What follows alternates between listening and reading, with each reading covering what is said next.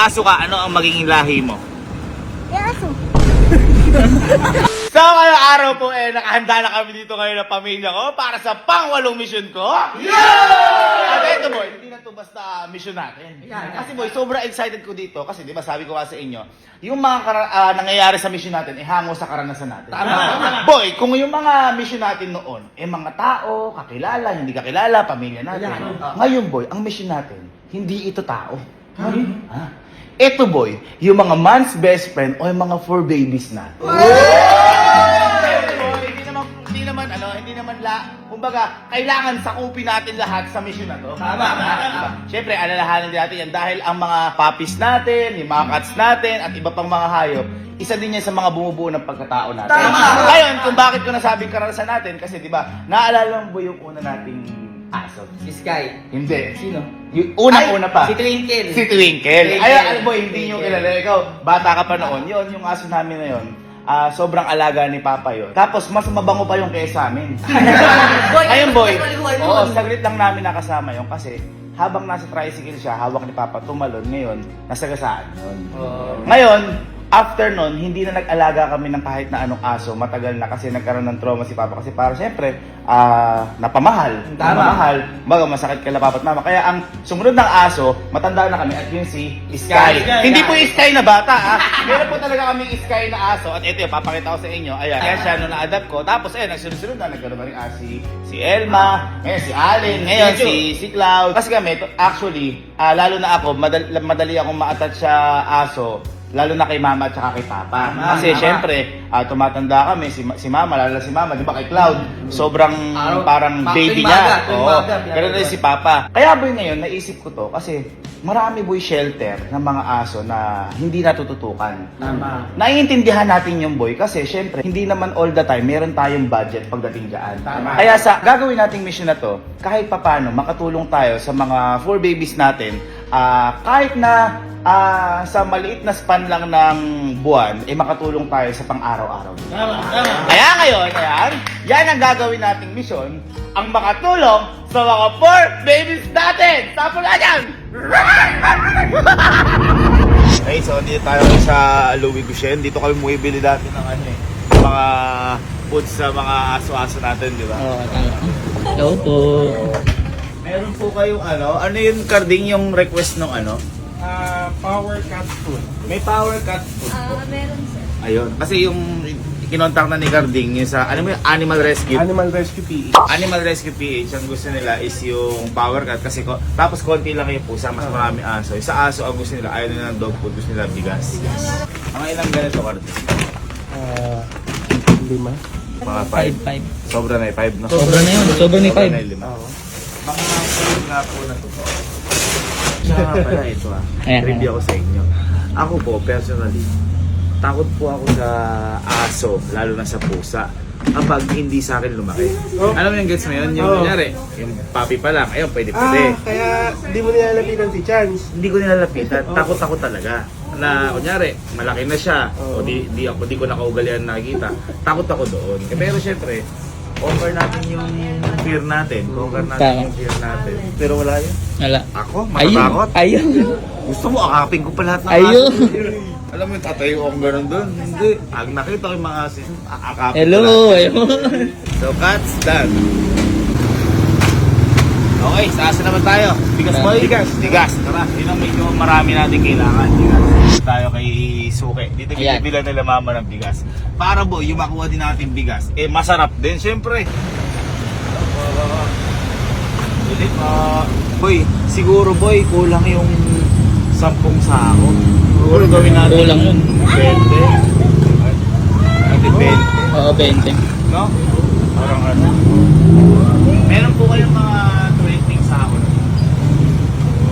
Gawin natin boy 25 na sacks. 25 sacks? Para Pasko. O sige. Oh, parang, di ba? Oo. Say na.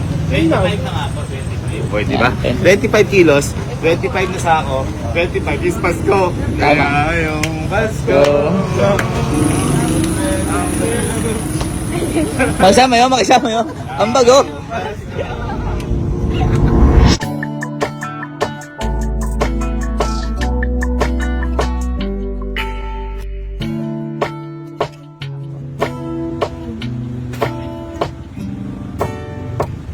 Boy, nakapagbayad na tayo boy ngayon sa may saksa price natin. Ang gusto naman natin, ang kailangan pa boy, yung sunrocks at saka Basahan. sunrocks at saka mga basahan. Bibili pa tayo doon. So, yan yung mga dispatching. Okay.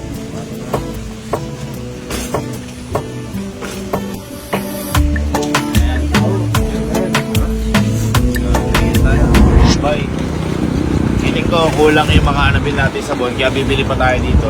Dito sa Bulacan, marami kasing sabunan. Oo, ayan. Hilera. Parang ball to ball. Hello po.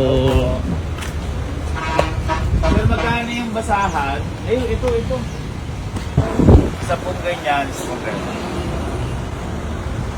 Ay, dami. Kahit 10 na pong ganito. Apo. Diba? Oh, diba? Di na kukulakin yan.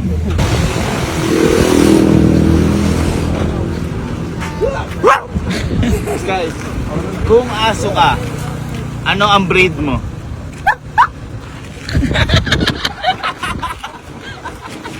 Kung aso ka, ano ang breed mo? Ha? Kung aso ka, ano ang magiging breed mo? Ha? Lahi. Kung aso ka, ano ang magiging lahi mo? Yaso. Tama. So, umuulan dito at malapit na kami sa may Animal Rescue PH, Ilidaan. Ayan.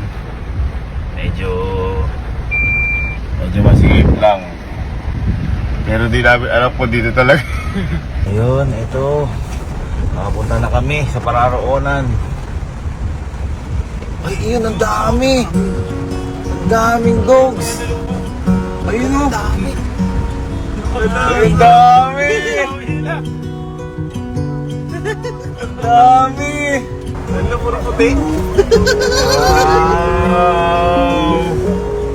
Ang sarap sa feeling. Yan yung sinasabi ko sa inyo guys. May mga hindi tayo nalalaman na may kailangan pala ng mission natin.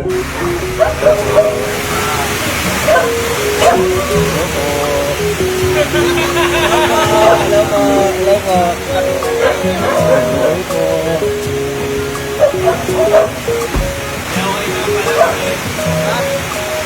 Tatawag ko talaga ako sa aso eh.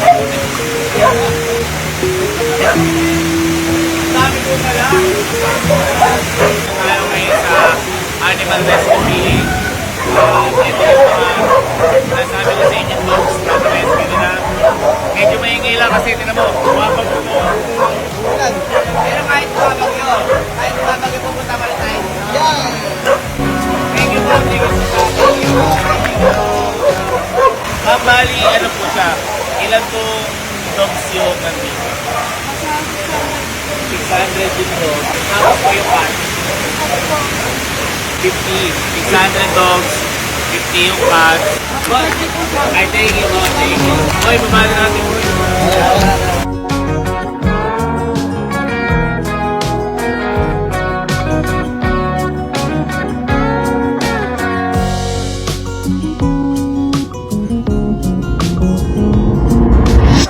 Mamay ito, ano pangalan ito mo? Ito mo, sabi ni ma'am. 600. Ayan, so again, nandito po kami sa Animal Rescue PH.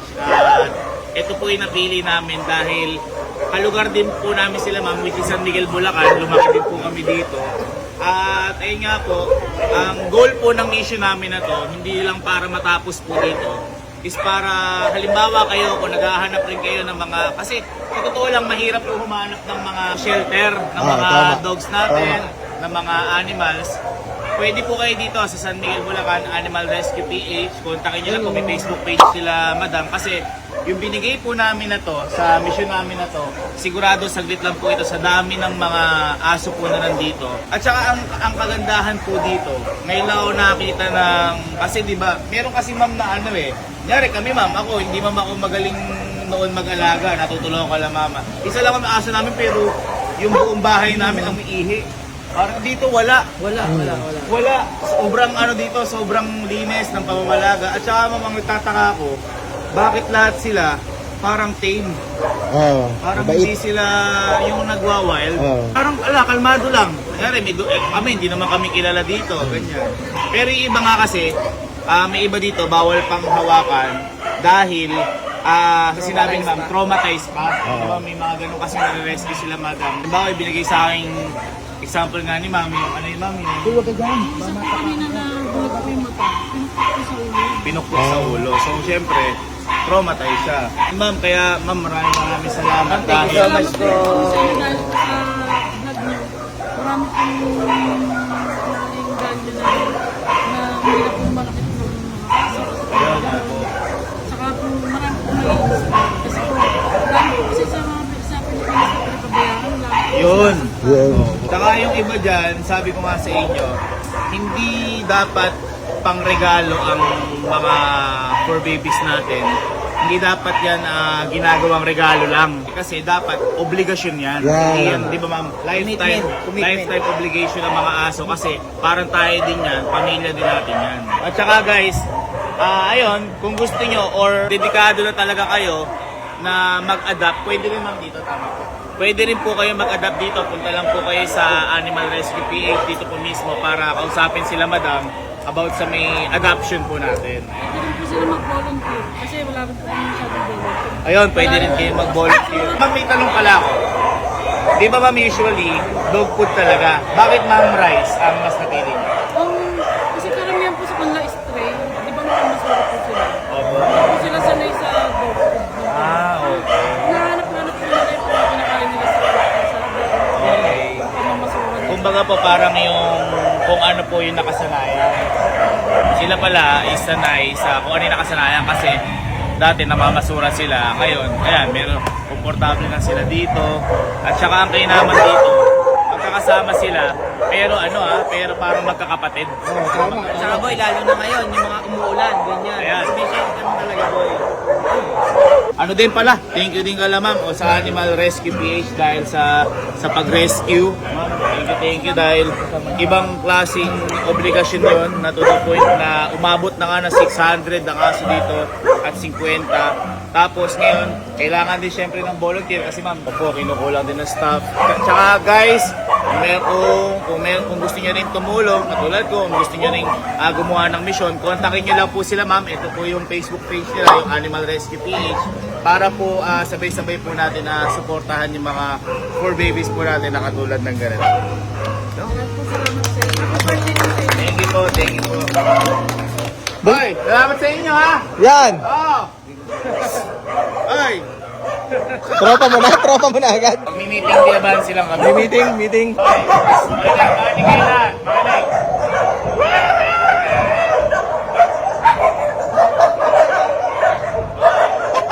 Umagri!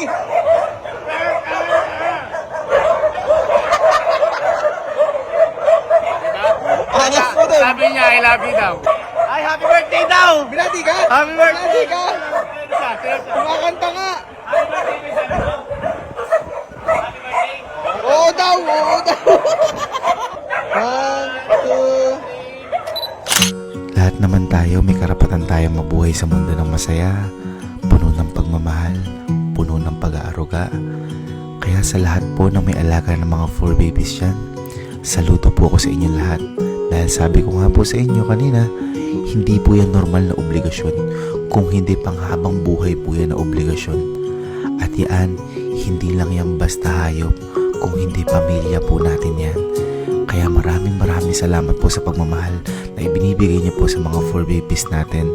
Kaya sa mga gusto po gumawa ng katulad ng ginawa kong misyon, ngayon pa lang po magpapasalamat na po ako sa inyo kasi sobrang laking tulong ang maiaabot po natin sa mga fur babies po natin na to. Hindi man po natin nalalaman na nagugutom sila, hindi man po natin naiintindihan yung sinasabi nila, pero isa lang po ang sigurado ko, kung ano po ang nararamdaman natin ay nararamdaman din nila.